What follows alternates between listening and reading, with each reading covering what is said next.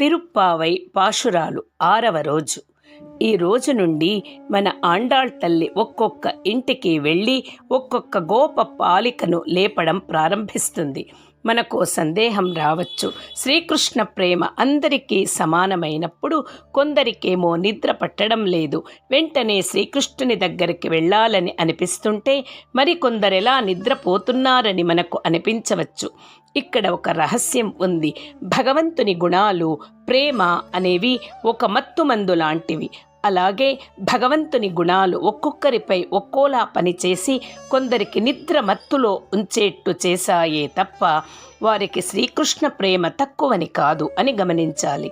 పైగా వారు సాత్విక నిద్రలో ఉన్నారు, మన నిద్ర లాంటి తామసిక నిద్ర కాదు అని గుర్తించాలి. శ్రీకృష్ణ పరమాత్మ 2వ అధ్యాయంలో స్థిత ప్రజ్ఞుల గురించి చెప్పాడు. వారు ఎలా ఉంటారంటే, అందరూ మేల్కొనే వద్ద వాళ్ళు పడుకుని ఉంటారు, అందరూ పడుకునే వద్ద వాళ్ళు మెలకువగా ఉంటారు.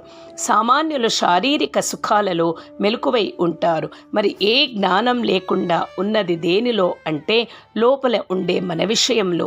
వెనుకల ఉండి నడిపేవాడి విషయంలో జ్ఞానం శూన్యం. ప్రాపంచిక విషయాల్లో చాలా జ్ఞానం కలిగి ఉంటారు.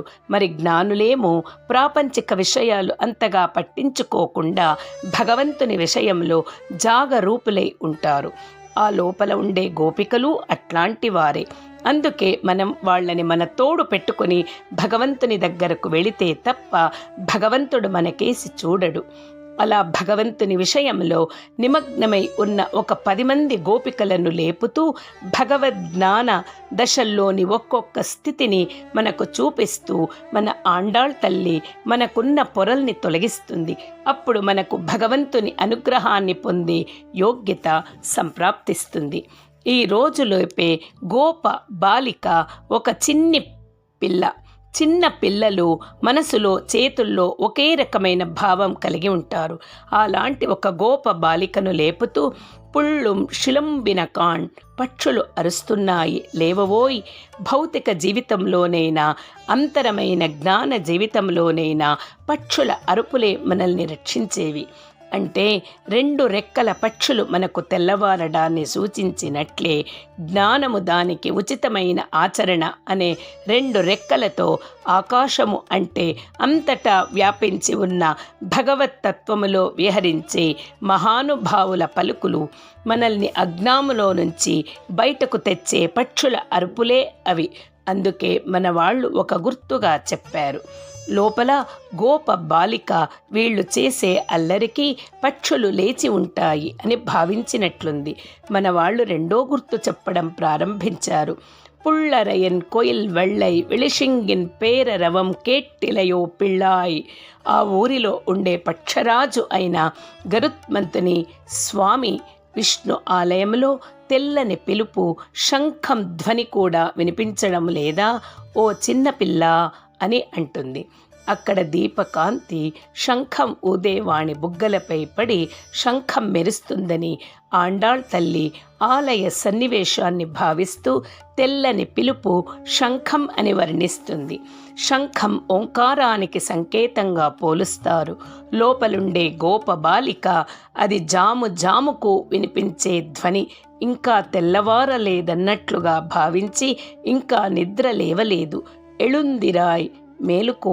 మరి ఆండాళ్ తల్లి తాను ఎలా మేలుకొందో కొన్ని గుర్తులు చెబుతుంది. మునివర్గళుం యోగిగళుం ముళ్ళ ఎళుందిరి ఎంద పేరరవం ఉళ్ళం పుగుందు కొళిరుందు. మునులు యోగులు మెల్లగా లేస్తూ శ్రీకృష్ణ పరమాత్మను తలుస్తూ హరి హరి హరి అంటూ అనుకునే శబ్దం ఒక్కసారిగా పెద్దగా వినిపించి మా చెవులను చేరి ఒక్కసారిగా లేచాము. నీకు వినబడలేదా? మరి వాళ్ళు 3 సార్లు హరినామం ఎందుకు అన్నారో ఆండాళ్ తల్లి వివరిస్తుంది. పేములై నంజుండు, పూతన స్తనాలకు అంటి ఉన్న విషాన్ని ఆరగించాడు. దూది పింజ నిప్పుపై పడి కాలిపోయినట్లు ఆమెను సంహరించాడు. వదలని వాడు కాబట్టే ఆయనను అచ్యుత అని అంటారు.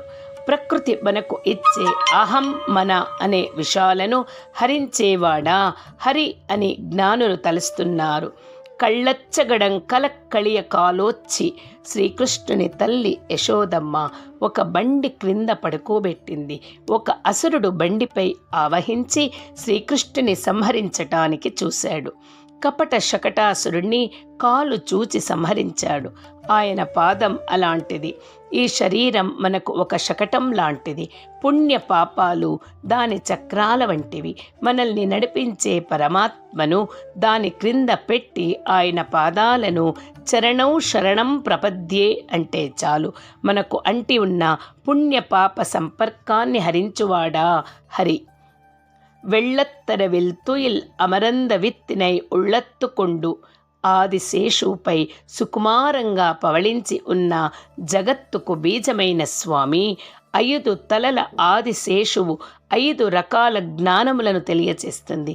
నేను వాడికి చెందినవాణ్ణి, వాడు నన్ను తరింపచేయువాడు. వాణ్ణి చేరే సాధనం వాని శరణాగతే. వాణ్ణి చేరితే కలిగే ఫలితం వాని సేవ.